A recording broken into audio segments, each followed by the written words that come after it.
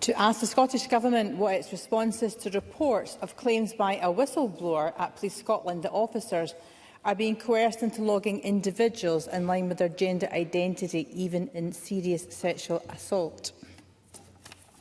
Cabinet Secretary Angela Constance.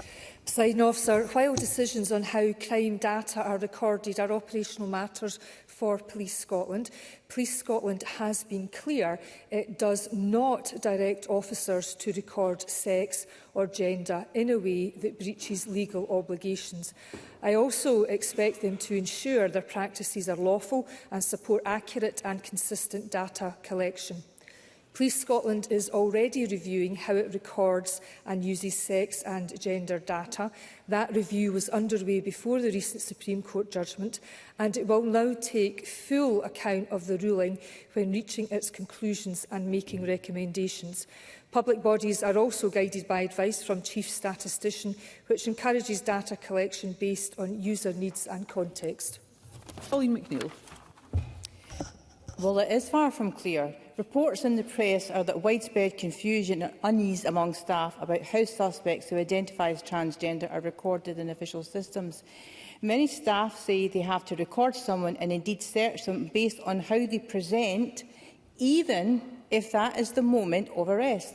And it appears that there is no official guidance, so staff are left to navigate sensitive and legally significant decisions without clear guidance.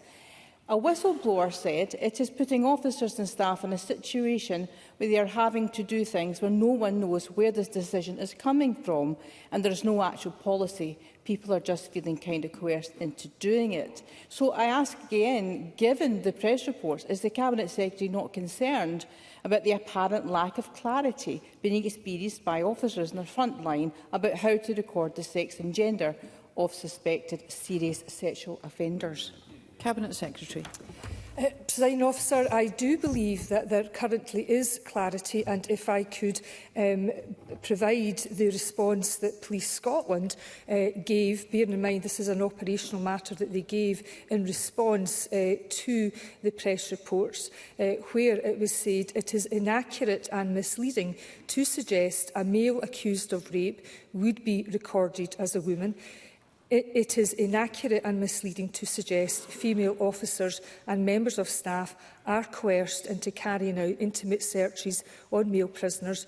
The Chief Constable has been clear that our ongoing review of sex and gender will take into account all views, the legislation, guidance and legal advice. And if I can reassure the member that in my engagement, notwithstanding that these are operational matters, but I do discuss this with the Chief Constable and progress has been made. Pauline McNeill. I hope the Cabinet Secretary would agree with me that it is critical in sexual offences that the offender is recorded on the basis of their sex, because it distorts the statistics otherwise. But in September 24, the Chief Constable stated that rape and other sexual offences would be recorded on the basis of biological sex. So we're happy. But in a letter to me and in press reports, they have indicated since then that there is no set policy on how to record sex and gender of individuals. So I stand by what I said in that press report. It must be true, because there is clear confusion. And that's why I wrote to Police Scotland. And Police Scotland is currently undertaking a review of sex and gender. I ask the Cabinet Secretary, surely she must have a discussion now with Police Scotland about how they are recording sex when it comes to sexual crime, and that there is clarity for police officers on the front line. And does she also agree that it is absolutely critical that the Government give the proper guidance in relation to all public services? Cabinet Secretary. Presiding Officer, in September 2024, the Chief Constable advised the Scottish Police Authority that a man who commits rape or serious sexual assaults will be recorded by Police Scotland as a male.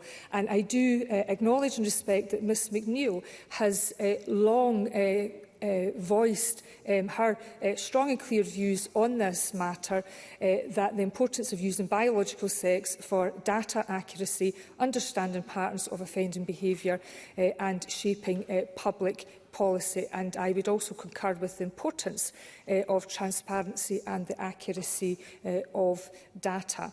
So the Police Scotland is responsible for their own guidance, which they are reviewing. They do, of course, will have to ensure that they fully comply with the Supreme Court judgment and also the Equalities Human Rights Commission guidance when that is published. That is currently under review. The review of that, I understand, will end at the end of this month.